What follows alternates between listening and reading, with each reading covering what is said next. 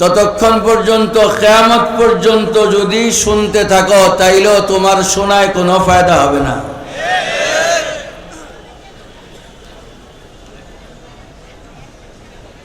এটা আমি বলি না, কোরআন বলে ইন্নাকা লা তুসমিউল মাউতা। নবী বয়ান করতেন, মক্কার কাফেররা শুনতো, তাদের মধ্যে কোনো প্রতিক্রিয়া হইতো না, পরিবর্তন আসতো না, নবীর মনে কষ্ট হইত।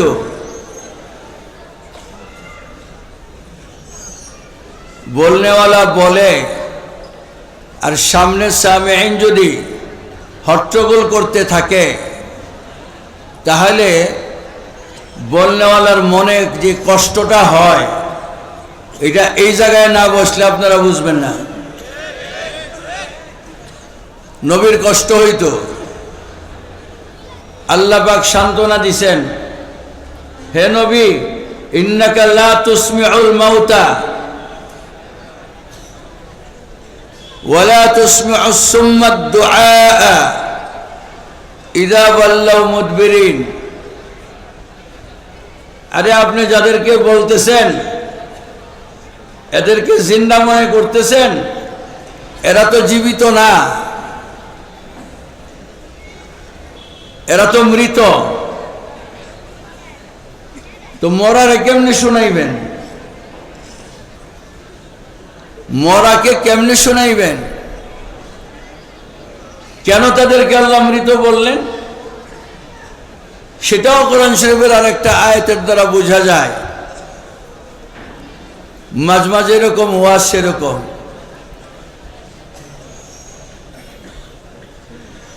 এই কাফেররা নিজেদের মধ্যে আন্ডারস্ট্যান্ডিং করছে।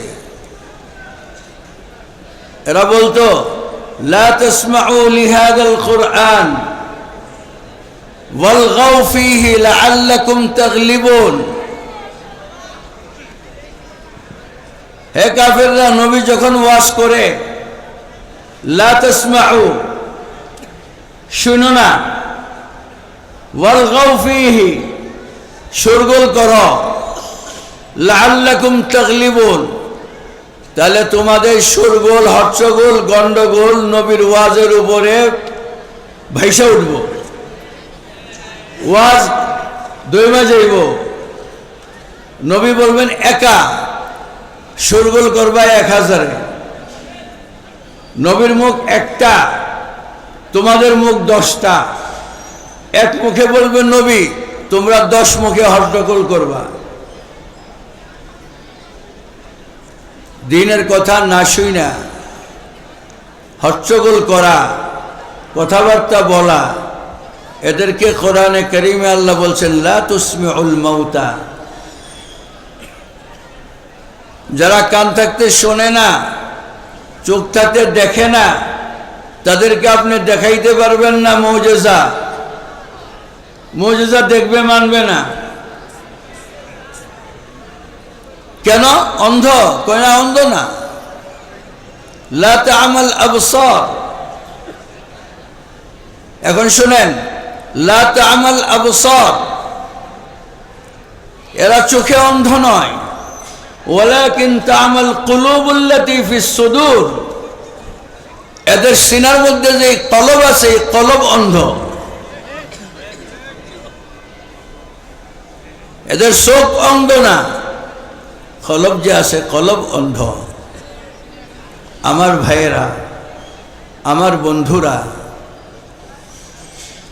আমার আঙ্কেলরা, অনেক জওয়ান ছেলে পেলে এখানে আসেও, আমি অনুরোধ করে বলবো, এই আয়োজনটাকে, এটা ওলামা আইম্মারা করছেন। আমি তো আশ্চর্য আছি যে আলেম ওলামা, আমাদেরও মানুষে আলেম কয়, তো আলেম ওলামাদের কাজ হইল কেউ দাওয়াত দিলে যে ওয়াজ করা, বড় বুজুর্গানে দিনকে ডাইকাই না ওয়াজের ব্যবস্থা করা, এটা আলেম ওলামার কাজ না, না হওয়ার কথা ছিল। আলেম ওলামাদের কাজ হইল কেউ দাওয়াত দিলে যে ওয়াজ করা। তাহলে ধন্যবাদ জানাই এই খিলক্ষেতের ওলামা আইম্মা ওনাদেরকে যে ওনারা দেশ বরেণ্য ওলামা একরামকে দাওয়াত দিছেন, যেখানে সারা বাংলাদেশের বর্তমান হৃদয়ের স্পন্দন, কলিজার কম্পন হযরত মাওলানা মামুনুল হক সাহেব দামাত বারাকাতুহুমকে পর্যন্ত ওনারা এখানে দাওয়াত দিয়া আনার জন্য, আসার জন্য ওয়াদাবদ্ধ করেছেন। বলেন আলহামদুলিল্লাহ। আমি জানি আপনারা ওই হট কেকটার জন্যই বয়ে রয়েছেন, ঠিক আছে না? ওই হট কেকটার জন্য বয়ে রয়েছেন, আমার জন্য না। যদি হুজুর মামুন সাহেব আগে ওয়াজ করতো, এরপরে আমারও বহাইতো, তাইলে আমি সামনে শুধুমাত্র ওই যে মাইকের অপারেটর ছাড়া কারো খুঁজে পাইতাম না, ঠিক কিনা বলেন? কিন্তু বিধির বিধান যেহেতু বৈশাই গেছি, আর আপনাদেরও এই পর্যন্ত তো বইয়া থাউন লাগবো, তাই না? আমি ওঠার আগে আর মামুনুল হক সাহেব পৌঁছার আগে, উনি তো গাজীপুর থেকে আসতেছেন, তো আপনারা চাইলেও উনি এয়ারপোর্ট থেকে তো ওয়াজ শুরু করতে না, না এয়ারপোর্ট থেকেই শুরু করে দিব না আহমদু, এখানে আসা লাগবো না? তাইলে আসা পর্যন্ত তো বয়ে থাউন লাগবো। তাইলে জিরানের জিরান নাইলে খেত নিরান, গ্রামের দেশে মানুষে কয় জিরানের জিরান নাইলে খেত নিরান। তাইলে একটু যখন অবসর বইয়েই তখন লাগবো, তাহলে দুই চারটা কথা শুনি, কি বলেন? শুনতে রাজি আছেন? কে কে রাজি আছেন হাত তুলে দিই।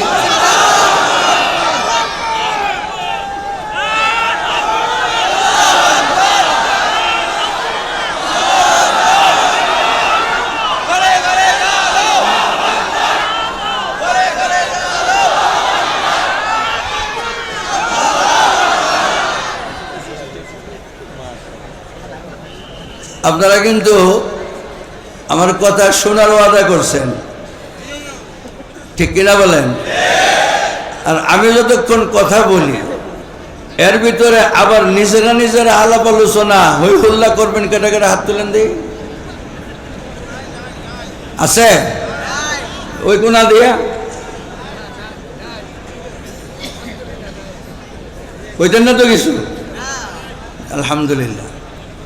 এতটুকু যদি ডর ভাঙ্গা দেন, তাইলে দুই চার কথা কোন যাইব।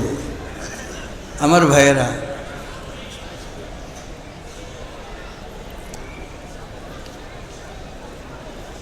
হযরতে সাহাবায়ে একরাম যেই তরিকায়, যেই লাইনে,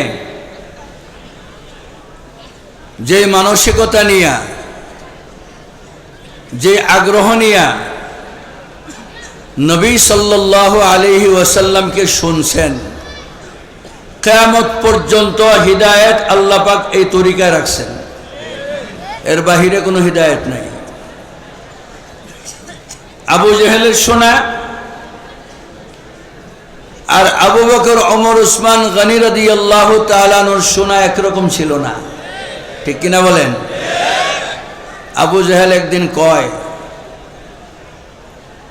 ভাই হিদায়াত আল্লাহর পক্ষ থেকে থাকতে হয়।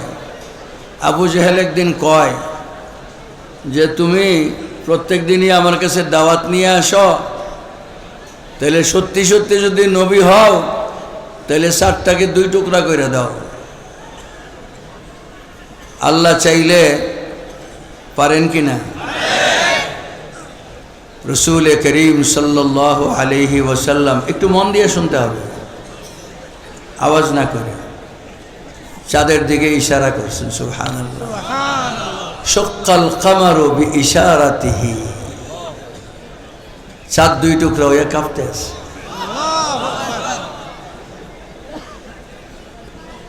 আমি কেরালা গেছিলাম,